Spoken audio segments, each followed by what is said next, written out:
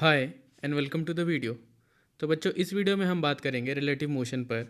तो अभी तक बच्चों हमने काइनेमैटिक्स में बहुत सारे टॉपिक्स पे बात करी है और रिलेटिव मोशन हमारा लास्ट कॉन्सेप्ट रहेगा इस काइनेमैटिक्स चैप्टर में। तो चलिए बच्चों वीडियो को स्टार्ट करते हैं। And if you are new to this channel please consider to like share and subscribe for more such contents. तो बच्चों स्टार्ट करते हैं। अभी तक हमने बात करी है मोशन की in a given frame of reference. ठीक है कि फॉर एग्जांपल हमारे पास एक एक्स एक्सिस और एक वाई एक्सिस होती थी। हम उस प्लेन में अपने कन्वीनियंस के हिसाब से मोशन को एनालाइज करते थे। करेक्ट। ठीक है। तो फॉर एग्जांपल लेट से हमारे पास ये एक फ्रेम ऑफ रेफरेंस है। ठीक है। और इसमें जो भी मोशन हो रहा है, लेट से हमारे पास एक पार्टिकल है, ये मूव कर रहा है कुछ एक्स में स्पीड से, लेट से एक्स आई कैप, और वाई में मूव कर रहा है वाई जे कैप किलोमीटर पर आवर। इस पर्टिकुलर सिनेरियो में हम इस पार्टिकल की मोशन को एनालाइज करते थे in a given frame of reference. तो हमने अपने हिसाब से फ्रेम ऑफ रेफरेंस को बच्चों चूज कर लिया। और क्यों चूज करा? बिकॉज उस सिनेरियो में, उस पर्टिकुलर सिनेरियो में हमारा प्रॉब्लम सॉल्व होता हुआ दिखाई दे रहा है। फॉर एग्जांपल अगर मुझे इस फ्रेम ऑफ रेफरेंस में कोई बोले कि इस पार्टिकल की time is equal to 5 second पे पोजीशन बता दो, तो मैं बता दूंगा। और मुझे इस फ्रेम ऑफ रेफरेंस की ही नीड है वहाँ पे। ठीक है। बट अब हम आगे देखेंगे कि मोशन को हम कैसे दूसरे फ्रेम ऑफ रेफरेंसेस से सॉल्व कर सकते हैं, कैसे दूसरे फ्रेम ऑफ रेफरेंसेस से हम उसको एनालाइज कर सकते हैं और उससे हमें क्या बेनिफिट मिलता है। ठीक है, हम ये भी देखेंगे। राइट। तो डेफिनेटली ये जो कॉन्सेप्ट है ये हमारे लिए बहुत ही यूज़फुल होने वाला है बच्चों, क्योंकि बहुत सारे प्रॉब्लम्स में आप देखोगे कि रिलेटिव मोशन का यूज़ करके आप प्रॉब्लम को फटाफट सॉल्व कर दोगे। ठीक है, फटाफट सॉल्व कर दोगे। वहीं अगर आप उस क्वेश्चन को नॉर्मल ग्राउंड के फ्रेम ऑफ रेफरेंस या फिर हॉरिजॉन्टल फ्रेम ऑफ रेफरेंस या फिर यूनिवर्सल फ्रेम ऑफ रेफरेंस जिसको हम बोलते हैं, अगर आप उससे सॉल्व करने का ट्राई करोगे बच्चों, तो time taken will be more and motion also sometimes will become simpler. It will become simpler when you use a relative reference frame. ठीक है। एंड बाय द वे बच्चों, every frame is relative to some reference frame, और हम हमेशा अपने life में relatively ही चीज़ों को देख पाते हैं। तो आइए इस कॉन्सेप्ट को समझते हैं बच्चों। ठीक है। तो बच्चों ये जो रिलेटिव मोशन है इसमें हम डिफरेंट फ्रेम ऑफ रेफरेंस की जो बात कर रहे हैं, तो डिफरेंट फ्रेम ऑफ रेफरेंस में भी हमें क्या करना है बच्चों? हमने मोशन को एनालाइज करना है। ठीक है। We have to analyse the motion. ठीक है, मोशन ऑफ अ पार्टिकल और एन ऑब्जेक्ट। ठीक है, कुछ भी हो सकता है। ठीक है। और यहाँ पर भी हम तीन ही चीज़ों का बात करेंगे बच्चों। पहला इज डिस्प्लेसमेंट, कि भाई रिलेटिवली आप डिस्प्लेसमेंट को कैसे कैलकुलेट कर सकते हो, कैसे एनालाइज कर सकते हो, कैसे समझ सकते हो। दूसरा है velocity, both are vectors. And third is acceleration, तीनों वेक्टर्स हैं हमारे। ठीक है। तो इन तीनों कंपोनेंट्स को अगर आप एनालाइज करते हो बच्चों, तो आप कोई भी प्रॉब्लम सॉल्व कर पाओगे रिलेटिव मोशन में। तो अभी हम हमारा फोकस सिर्फ ये रहेगा। ये बहुत ही इजी सा टॉपिक है बच्चों, बहुत ही सिंपल सा टॉपिक है। हम इसको फटाफट कवर करेंगे बच्चों। और अब देखेंगे हम कि हम कैसे इन तीनों वेक्टर्स को हम एनालाइज कर सकते हैं in different frame of reference. आइए चलिए इसको डिस्कस करते हैं। तो दो फ्रेम ले लेते हैं बच्चों। पहले हमारे पास एक फ्रेम हुआ करता था। Now let's take multiple frames. ठीक है। तो let's see, this is one frame which is origin, this is origin, और इसको हमने ओ बोल दिया। This will be your X and this will be your Y, Y axis. ठीक है। O X Y is your frame one, या फिर मैं बोलूँ इसको O, frame one is O. अब एक दूसरा फ्रेम बनाते हैं बच्चों जो कि कुछ ऐसा है। इसको हमने बोल दिया बच्चों X dash, O dash, Y dash. ठीक है। और बच्चों हमारे पास यहाँ पर एक पार्टिकल है which is here P, point P पर। ठीक है। तो बच्चों हम दोनों फ्रेम्स में अब बात करेंगे। ठीक है। तो बच्चों अगर हम डिस्प्लेसमेंट की बात करें या फिर पोजीशन वेक्टर, है ना, डिस्प्लेसमेंट हो गया ओरिजिन से, it will be same as position vector. तो हमारा कितना हो जाएगा बच्चों? इन फ्रेम ओ में कितना होगा और ओ डैश में कितना होगा, दोनों देखते हैं। Frame two is O dash. ठीक है। तो ओ वाले फ्रेम में बच्चों, जो हमारा ओ वाला फ्रेम है, इसमें displacement would be how much? Displacement would be this, right. एक बार इसको प्लॉट कर लेते हैं। ये हमारा कुछ डिस्प्लेसमेंट होगा बच्चों। ठीक है। Displacement is equal to O P. ठीक है। उसी तरीके से बच्चों ओ डैश के फ्रेम में डिस्प्लेसमेंट कितना हो जाएगा हमारा? This will be line this line. ठीक है। And this will be equal to O dash P. ठीक है। बहुत ही बढ़िया। तो हमारे पास दोनों में डिस्प्लेसमेंट तो आ गया। और अगर मैं बच्चों आपको यहाँ पर बोलूँ कि ओ पी और ओ डैश पी में कुछ रिलेशन है क्या? ओ पी जो कि displacement in the frame of reference of frame 1 है, और ओ डैश पी जो कि पोजीशन वेक्टर स्लैश डिस्प्लेसमेंट है इन फ्रेम ओ डैश और फ्रेम 2, ठीक है। तो क्या इन दोनों में कुछ रिलेशन है क्या? तो बिल्कुल है। तो आप बोलोगे बच्चों कि रिलेशन बहुत ही सिंपल सा है, और रिलेशन इज दिस, जब आप ये लाइन ज्वाइन करते हो, ठीक है, तो ये एक कंप्लीट आपका 3 वेक्टर का सेट बन जाता है मैथमेटिकली। और इन तीनों वेक्टर का रिलेशन क्या हो जाएगा बच्चों? The relation would be somewhat like this, O dash vector plus O dash P vector is equal to resultant vector is equal to O P vector, correct. तो ये बहुत ही इंपॉर्टेंट रिलेशन है बच्चों रिलेटिव मोशन के लिए। ये बहुत ही simple सा इक्वेशन है, बहुत ही सिंपल सा कॉन्सेप्ट है, और इससे आप बड़े बड़े प्रॉब्लम्स सॉल्व कर पाओगे इजीली, ठीक है। तो इन कॉन्सेप्ट्स को बहुत ही क्लियर करते हुए चलेंगे बच्चों, बहुत ही ध्यान से देखेंगे, ठीक है। तो यहाँ पर बच्चों आपके पास क्या आ गया? यहाँ पर आपको frame 1 which is this and frame 2 which is this, इस यहाँ पर अगर कुछ भी मोशन हो रहा है, लेट्स से फ्रेम 2 में कुछ भी मोशन हो रहा है बच्चों, फ्रेम 2 में कुछ भी मोशन हो रहा है, तो आप फ्रेम 1 से देख सकते हो, ठीक है, फ्रेम 1 से एनालाइज कर सकते हो, ठीक है। और फ्रेम 1 में आपको कुछ मोशन एनालाइज करना है फ्रॉम फ्रेम 2, तो वो भी आप कर सकते हो। एक रिलेशन हमने निकाल लिया है, ठीक है, एक रिलेशन हमने निकाल लिया है which is for the displacement, ठीक है। तो आइए इसको और थोड़ा सा सिंप्लीफाई करते हैं।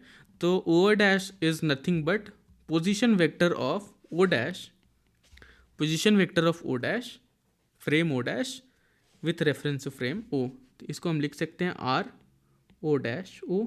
ओ डैश पी को क्या लिख सकते हैं बच्चों?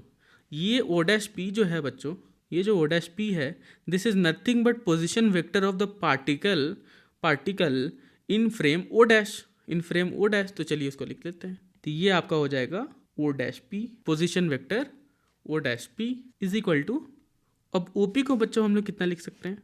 ओ P is nothing but position vector of particle P in frame 1, ठीक है, with reference to frame O, ठीक है। तो इसको हम लिख सकते हैं ओ पी, यहाँ पे कॉमा लगा सकते हैं बच्चों फॉर सिंप्लिसिटी। तो यहाँ पे बच्चों हमको सॉर्ट ऑफ डिस्प्लेसमेंट में हमें एक रिलेशन आ गई है बच्चों, correct.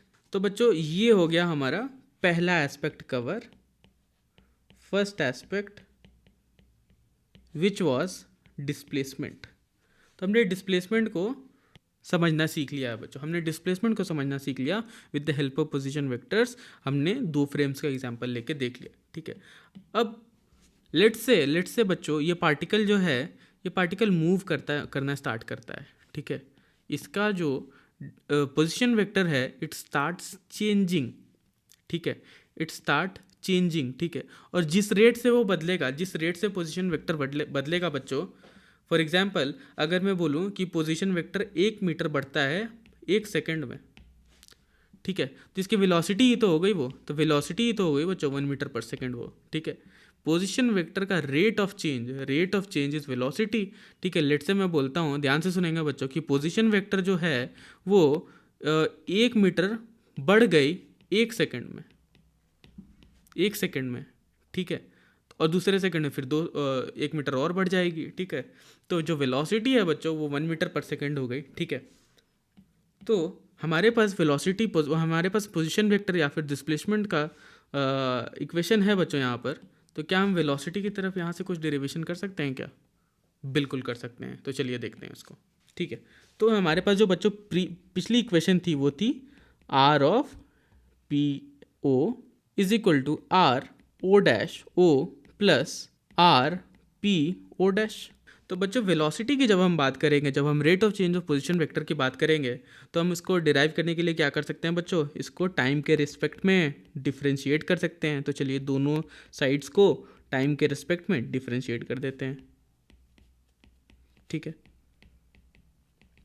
Plus R P O dash. तो यहाँ से बच्चों हमारा निकल करके आ गया dr by dt of P O which is will be equal to velocity of P O is equal to velocity of O dash plus velocity of P O dash.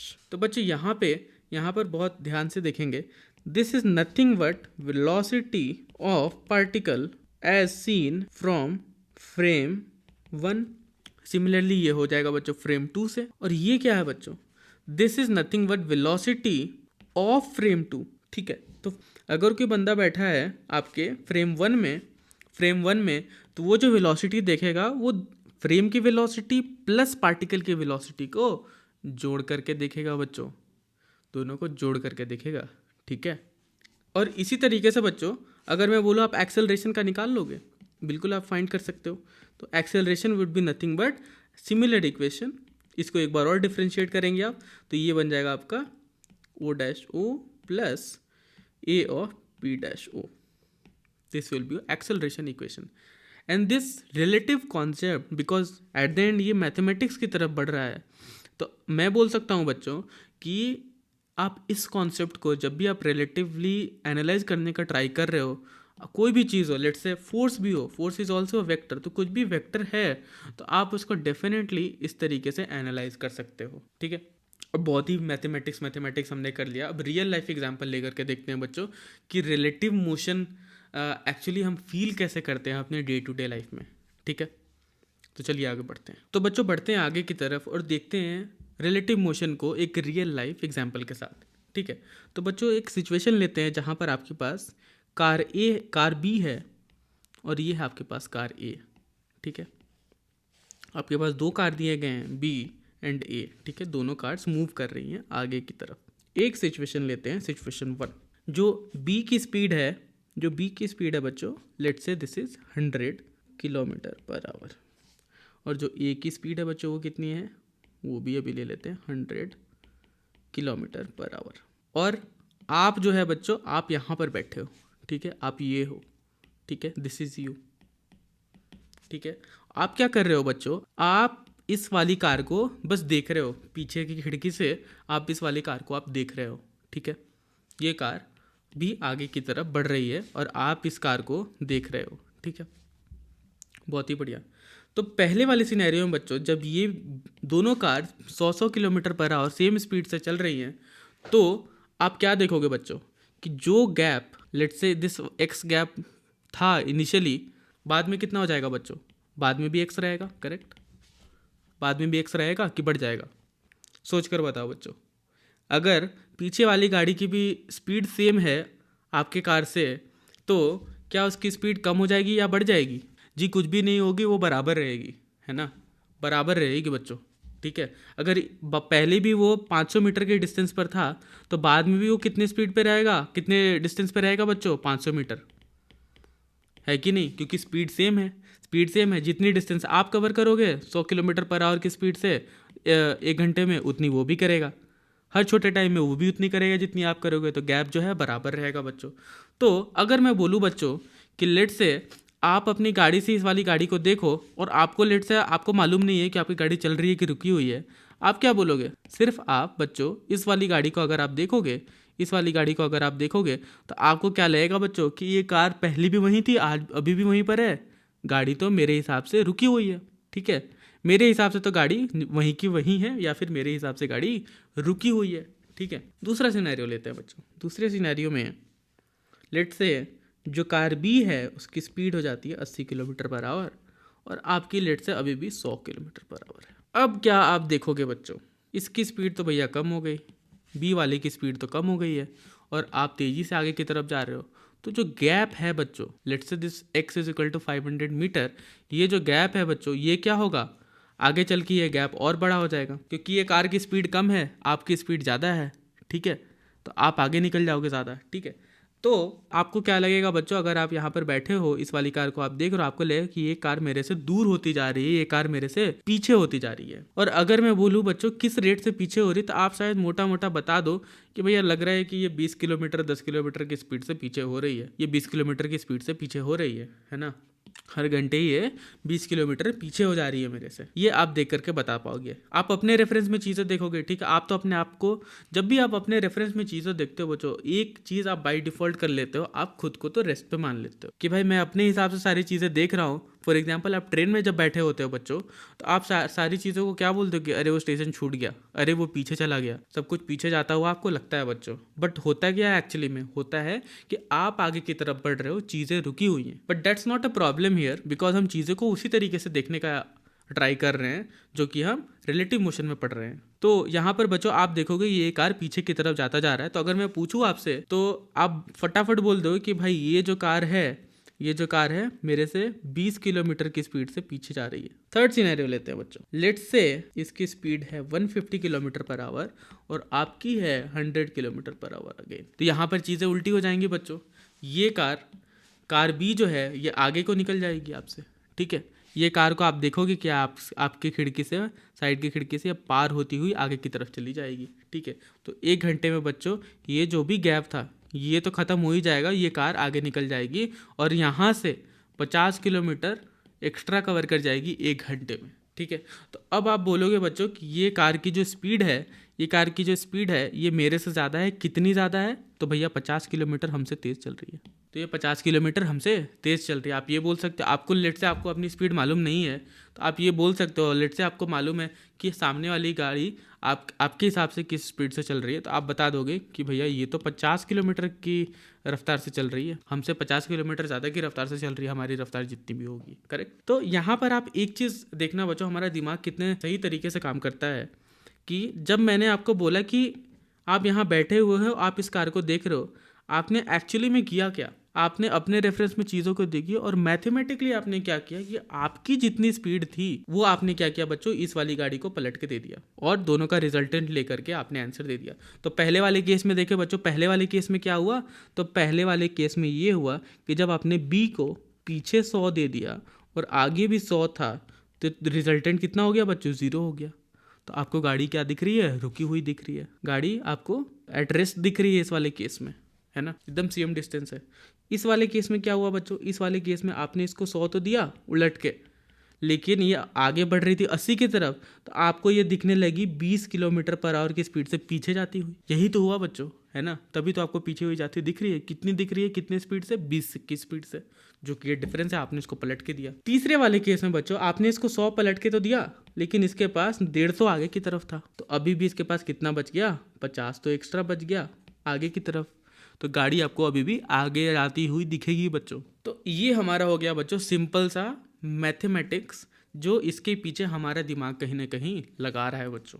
तो बच्चों कंक्लूड करते हैं फाइनली कॉन्सेप्ट्स को। तो आपने क्या किया बच्चों? अपनी वेलोसिटी को रिवर्स किया एंड आपने दे दिया पार्टिकल को, जिसकी आपको एनालिसिस करनी है, ठीक है। तो बच्चों अगर हम इसको स्टैंडर्डाइज करें तो हम ये बोल सकते हैं कि लेट्स से आपके पास 2 फ्रेम हैं, फ्रेम बी और फ्रेम ए। तो अगर आप कोई भी ऑब्जर्वर को फ्रेम ए पर बिठाओगे और बोलोगे कि भाई तुम बी में मोशन को एनालाइज करो विथ रिलेटिव टू फ्रेम ए, तो ये अपनी वेलोसिटी को पलट के दे देगा। लेट्स से ये वेलोसिटी इधर है, एक्सेलरेशन इधर है, तो ये क्या करेगा बच्चों? जब भी ऑब्जर्वर ए पे बैठा वो अपने आप को रेस्ट पे मानेगा और रेस्ट पे मानने के लिए वो वेलोसिटी को पलट के दे देगा, किसको? बी को, ठीक है। और फिर वहाँ से ये पार्टिकल अपने आप को रेस्ट पे मान लेगा और मोशन को एनालाइज करना चालू कर देगा। तो आपको भी बच्चों यही करना है कि आपके पास अगर 2 फ्रेम्स हैं, आपको किसी एक बंदे के फ्रेम में जा कर के बैठना है, वहाँ से मोशन को एनालाइज करना है, तो आप अपने वेक्टर्स को पलट करके उसको दे दो, दूसरे वाले फ्रेम को दे दो और फिर आप मोशन को एनालाइज करना चालू करो, ठीक है। तो बच्चों एक बहुत ही फेमस टाइप ऑफ प्रॉब्लम पे डिस्कशन करते हैं जिसको आप बहुत ही इजीली रिलेटिव मोशन के कॉन्सेप्ट से सॉल्व कर सकते हैं। तो लेट्स से बच्चों आपके पास 2 प्रोजेक्टाइल दिए गए हैं और ये कुछ इस डायरेक्शन में प्रोजेक्ट हो रहा है, let's say with V A, और ये कुछ इस डायरेक्शन में प्रोजेक्ट हो रहा है वी बी, ठीक है। इसका कुछ एंगल है थीटा, इसका कुछ एंगल है फाई, और ये बोला जा रहा है बच्चों कि आपको फाइंड करना है both the projectiles will collide in air. और इसके साथ में बच्चों आपको बहुत सारी चीज़ें ये भी पूछ सकते हैं कि किस टाइम पे ये कोलाइड करेंगे, उसका एक्स कोऑर्डिनेट कितना होगा, किस हाइट पे कोलाइड करेंगे, तो ये सारी चीज़ें भी आपसे पूछ सकते हैं। और इसका फंडा कहाँ पे है बच्चों? फंडा is just the relative concept, ठीक है। और साथ में आपको लेट से इनिशियली आपको ये सेपरेशन भी दे सकते हैं, ये कि लेट से ये 100 मीटर है और आपको फाइंड करना है कब, कहाँ, कैसे कोलाइड करेंगे, ठीक है। तो सिंपल सा कॉन्सेप्ट है बच्चों। यहाँ पर आप इसको सॉल्व करने के लिए सीधा पहले क्या करेंगे?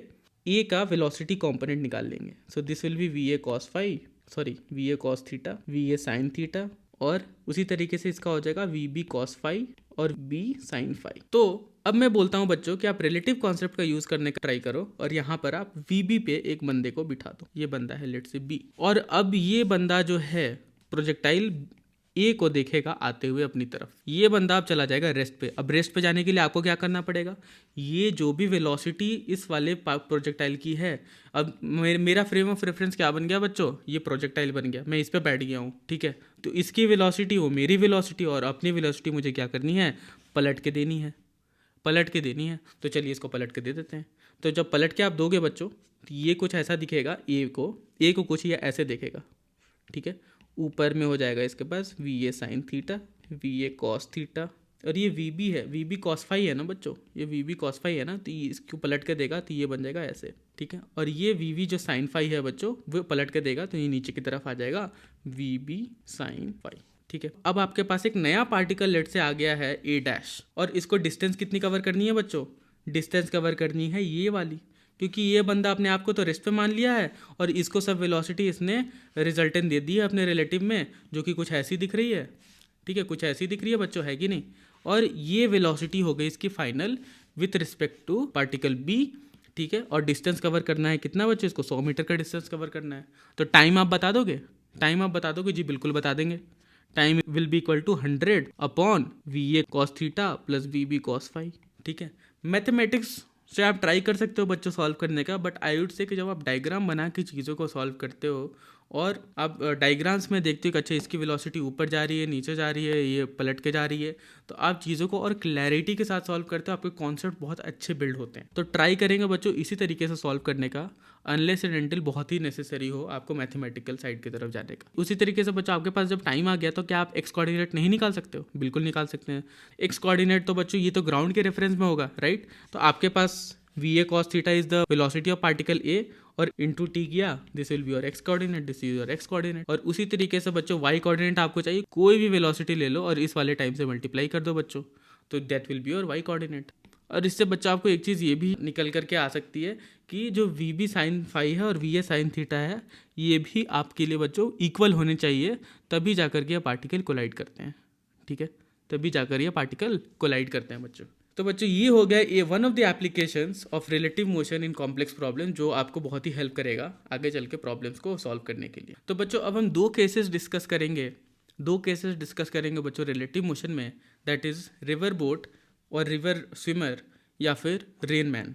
नेक्स्ट टॉपिक, तो स्टार्ट करते हैं बच्चों रिवर बोट वाले सेक्शन से या फिर रिवर स्विमर वाले सेक्शन से, जहाँ पर बच्चों आपके पास एक रिवर है और आपके पास एक पर्सन है जिसको स्विम करके ऑपोजिट एंड पे जाना है, और रिवर जो है वो आगे की तरफ कुछ वेलोसिटी से फ्लो कर रही है। अब यहाँ पर इस वाले अगर बंदे को आगे की तरफ जाना है, इसको क्रॉस करके जाना है, तो यहाँ पर इसके पास कुछ तो वेलोसिटी होनी चाहिए जिसको ये यूज़ करके कवर करे, है ना। अब ये बंदा क्या कर सकता है, ऐसे जा सकता है या फिर सीधा जा सकता है एकदम 90 डिग्री पे, या फिर आगे की तरफ ऐसे करके जा सकता है, करेक्ट। क्या बंदा है ये बच्चों, आप बताओ, इधर की तरफ जाएगा तो कभी क्रॉस कर पाएगा, बिल्कुल नहीं, सही जवाब। क्या इधर की तरफ जाएगा तो कभी ये क्रॉस कर पाएगा, बिल्कुल नहीं, ठीक है। तो इसके पास ऑप्शंस बचते हैं कुछ ऐसे, इन तीनों में से कोई एक डायरेक्शन लेकर के ये क्रॉस कर सकता है रिवर को, ठीक है। तो आइए इन्हीं सिनेरियोज को एनालाइज करेंगे बच्चों, और डिफरेंट सिनेरियोज में ये देखते हैं कि पर्सन जो है वो जब रिवर को क्रॉस करता है तो दो तीन चीज़ें हम कैलकुलेट करने का ट्राई करेंगे।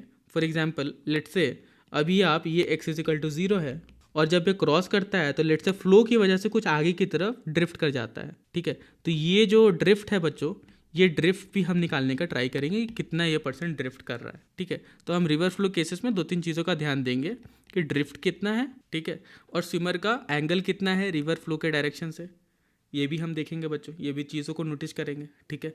टाइम कितना लगता है पार्टिकल को कवर करने में, ठीक है। और इन्हीं सब चीज़ों के जो मोशन के एस्पेक्ट्स हैं कि डिस्प्लेसमेंट, वेलोसिटी, एक्सेलरेशन, यहाँ पर एक्सेलरेशन की तो बात हम नहीं करेंगे बच्चों, क्योंकि मोस्ट ऑफ द सिनेरियोज में देखेंगे कि स्विमर जो है वो सेम वेलोसिटी से मूव कर रहा है, ठीक है। मोशन की इन दो एस्पेक्ट्स पे हम बात करेंगे बच्चों। लेट से बच्चों एक सिनेरियो लेते हैं इसी वाले पॉइंट पे कि पार्टिकल जो है जस्ट जंप कर रहा है, ठीक है, और ये हमारा हो गया नॉर्मल, ठीक है, ये हमने परपेंडिकुलर नॉर्मल हमने बना लिया। और लेट से पार्टिकल जो है एक थीटा एंगल बना करके v वेलोसिटी के साथ आगे जंप करता है रिवर में उसको क्रॉस करने के लिए, ठीक है। Let's say this point is a और रिवर की जो वेलोसिटी है इज इनिशियल वेलोसिटी और वो कांस्टेंट है, वो कितनी है, यू फ्लो, यूएफ, ठीक है। तो बच्चों यहाँ पर लेट्स से जो रिवर की विड्थ है, अगर मैं बोल दूँ कि विड्थ है डी, ठीक है, तो पार्टिकल को कितना टाइम लगेगा, तो आप फटाफट बता सकते हो बच्चों कि कंपोनेंट अगर हम ले लें तो ये हो जाएगा बच्चों इधर की तरफ वी कॉस थीटा और ये हो जाएगा बच्चों वी साइन थीटा, और डी डिस्टेंस कवर करना है तो ये हो जाएगा बच्चों आपको D is equal to V cos theta into T, that implies T is equal to D by V cos theta. यहाँ से आपका टाइम निकल करके आ गया, करेक्ट, ठीक है। अब बच्चों बात करते हैं ड्रिफ्ट की। तो जब हम ड्रिफ्ट की बात करेंगे तो एक ऑब्जर्वर हमको लेना पड़ेगा। वो ऑब्जर्वर लेट से हमारा बैठा हुआ है कुछ यहाँ पे, ठीक है, this is your observer on ground, यहाँ बिठा लो या यहाँ बिठा लो, कहीं भी बिठा लो, है ना। तो ये बच्चों देखेगा कि जब भी ये स्विमर जो है पानी में जंप करता है तो जो फ्लो है, फ्लो की वजह से ये आगे की तरफ भी बढ़ता जाएगा, ये बढ़ता जाएगा। अब पार्टिकल की उल्टे डायरेक्शन में वी साइन थीटा थी जो कि यहाँ पर थी बच्चों, और इसको फ्लो की भी वेलोसिटी मिल जाएगी, सेम डायरेक्शन में मिलेगी बच्चों। क्यों? क्योंकि यहाँ पर जो ऑब्जर्वर है वो नदी में तो बैठा नहीं है कि अपनी वेलोसिटी वो पलट के देगा। ओवरऑल इस फ्रेम की वेलोसिटी है कितनी, यूएफ, तो और जब भी कोई पार्टिकल इसके फ्रेम में जाएगा तो वो अपनी फ्रेम की भी वेलोसिटी को एब्जॉर्ब करेगा। तो जब एब्जॉर्ब करेगा तो उसकी वेलोसिटी भी इसको मिल जाएगी, दैट विल बी यूएफ। तो ओवरऑल जो ड्रिफ्ट कितना हो जाएगा बच्चों, तो ड्रिफ्ट अगर आप बोलोगे तो बोलोगे सिंपल, जितना टाइम लगा, टाइम और जो स्पीड है overall, that will be equal to UF minus V sine theta, UF minus V sine theta, that will be your drift. और यहाँ पर बच्चों अगर मैं बोलूँ कि जो स्विमर है, स्विमर की वी नेट कितना होगा, नेट वेलोसिटी कितनी होगी, इसका मैग्नीट्यूड कितना होगा बच्चों, so that will be equal to बच्चों, क्योंकि उसको स्विमर को रिवर की भी वेलोसिटी मिलेगी, तो यहाँ पर बच्चों जो है वी एक्स जो है आपका वी साइन, ये बन जाएगा वी साइन थीटा माइनस में और प्लस में कितना यू एफ, तो ये बन जाएगा आपका U F minus V sine theta whole square plus V cos theta whole square. So this will be your बच्चों net velocity of the swimmer, because जब भी आप आगे की तरफ बढ़ते हुए पानी में जंप करते हो तो आप पानी के बहाव की वजह से भी आप आगे की तरफ जाओगे, करेक्ट। तो इसका मतलब क्या है बच्चों, पानी आपको बहा करके ले जाएगा, इसका मतलब उसकी वेलोसिटी भी आपको मिल रही है कहीं ना कहीं। तो इसलिए ये जो वेलोसिटी है वो भी ऐड अप हो जाती है आपकी वेलोसिटी में। फॉर एग्जाम्पल आप चलते हुए कार में अगर आप बैठे हो तो आप कार की स्पीड आपकी भी स्पीड है, करेक्ट। कार अगर 100 की स्पीड से जा रही है तो आप भी 100 की स्पीड से जा रहे हो, and that is the same logic that we are going to apply here. और यहाँ पर आपकी जो नेट वेलोसिटी है वो ऐसे हो जाती है, U F minus V sine theta, ठीक है।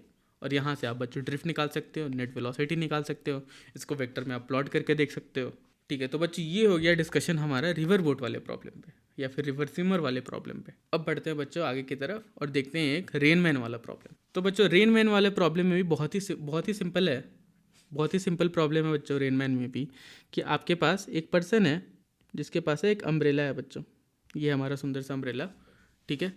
और लेट्स से रेन हो रही है और प्रॉब्लम में आपको ये दिया हुआ है कि आपको ये फाइंड करना है कि किस एंगल पे, at what angle should the man align his umbrella so that वो भीगे नहीं, ही डजंट गेट वेट। भाई अम्ब्रेला का पर्पस ही यही है, आपके पास अम्ब्रेला है और अगर आप भीग रहे हो तो फिर अम्ब्रेला का कोई पॉइंट नहीं है, ठीक है। तो यहाँ पर बारिश हो रही है बच्चों, वापस आते हैं प्रॉब्लम की तरफ, और आपको ये आइडेंटिफाई करना है कि क्या एंगल होना चाहिए इस बंदे का, इस पर्सन ए का, so that he doesn't get wet. अब यहाँ पर प्रॉब्लम इतना भी सिंपल नहीं है, ठीक है। प्रॉब्लम की डिफ़िकल्टी मैं वेरी करा सकता हूँ। हाउ? मैं बोलूँ कि जो पर्सन ए है वो रेस्ट पर है, सेकंड सिनारियो ये है कि पर्सन ए जो है मूव कर रहा है, थर्ड सिनारियो ये है कि पर्सन ए जो है ऑपोजिट डायरेक्शन में मूव कर रहा है, तो क्या एंगल होना चाहिए? तीनों केसेस में एंगल तो बदल जाएंगे, करेक्ट। ये हम देखेंगे कैसे बदल रहा है और कैसे इसको फाइंड कर सकते हैं through the concepts of relative motion, ठीक है बच्चों। तो इसको देखते हैं एनालाइज करने का, है ना, एनालाइज करते हैं इसको। तो लेट्स से बच्चों जो पर्सन है उसकी कुछ वेलोसिटी है v, इसको बोल देते हैं मैन की जो वेलोसिटी है vm है, ठीक है। और जो रेन है बच्चों वो लेट्स से कुछ थीटा एंगल पर आपकी तरफ गिर रही है, ठीक है। Let's say this velocity of rain is vr, ठीक है। अब इसके कंपोनेंट्स को ब्रेक डाउन कर लेते हैं और देखते हैं कि क्या एंगल हमारा निकल कर के आता है फॉर द अम्ब्रेला। ठीक है, फॉर दी अम्ब्रेला। अभी हमारा पर्सन मूव कर रहा है और रेस्ट पे करने के लिए हम वेलोसिटी को जीरो कर देंगे, कोई प्रॉब्लम नहीं है। तो अब रेन की बात करें, लेट से एक पॉइंट ले लेते हैं, है ना, एक पॉइंट ले लेते हैं और यहाँ पर बात कर लेते हैं पहले तो रेन के बारे में। तो इसका जो वाई कॉम्पोनेंट हो जाएगा that will be V R cos theta और X component will be V R sine theta और मैन की वेलोसिटी तो वी एम है ही। अब मैं बोलता हूँ आप ए के रेफरेंस में चले जाओ, आपको अम्ब्रेला अलाइन किसके रेफरेंस में करना है, ए के रेफरेंस में करना है, तो आप ए पर बैठ जाओ, ठीक है। तो जैसे ही आप ए के रेफरेंस में जाओगे बच्चों, तो आप क्या करोगे, अपनी वेलोसिटी को पलट के दे दोगे। आपने भी अपनी वेलोसिटी पलट के दे दी। अब क्या होगा बच्चों, अब आपको रेन किस स्पीड से आती हुई दिखेगी, अब आपको दिखेगी कि इसका जो एक्स कंपोनेंट है वो बन गया V M plus V R sine theta और जो वाई कंपोनेंट है बच्चों रेन ड्रॉप का वो कितना बन गया वी आर कॉस थीटा, उतना ही रहा।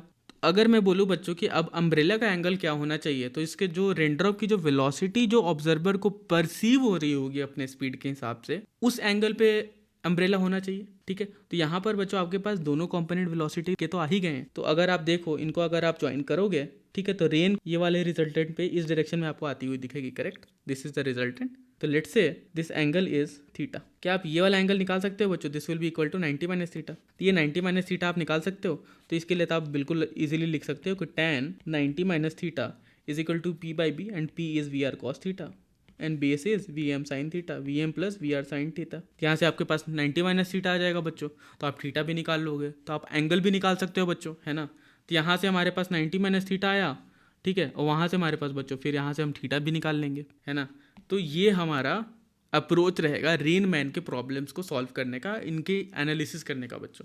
आपने यहाँ पर क्या क्या एनालाइज कर लिया बच्चों, आपने ये देख लिया कि रेन की वेलोसिटी क्या है, ठीक है, मैन जो है रेन को कैसे परसीव कर रहा है, आपने रिलेटिव का भी कॉन्सेप्ट यूज़ किया और आपने ये देखा कि अगर मैन इज़ मूविंग तो रेन उसको कैसी आती हुई दिखेगी, what will be the theta. Angle क्या होगा अम्ब्रेला का वो भी आपने देख लिया बच्चों, this will be your angle, ये वाला एंगल होगा बच्चों, है ना। अम्ब्रेला इस वाली लाइन पे होना चाहिए, ठीक है। और अगर मैं बोलूँ बच्चों कि अगर आप थोड़ा सा एनालाइज करो और ये देखो कि अगर मैन ये रेस्ट पर होता तो ये वी एम तो ज़ीरो हो जाता, right.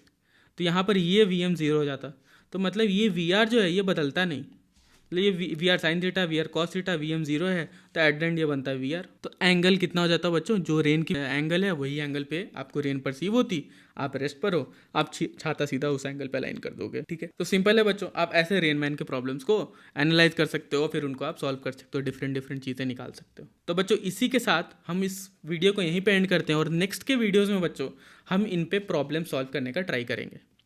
Will solve problems on the relative motion concept. अभी हमने देखा है बच्चों कि हम प्रोजेक्टाइल कोलिजन के प्रॉब्लम्स को कैसे सॉल्व कर सकते हैं with the use of relative.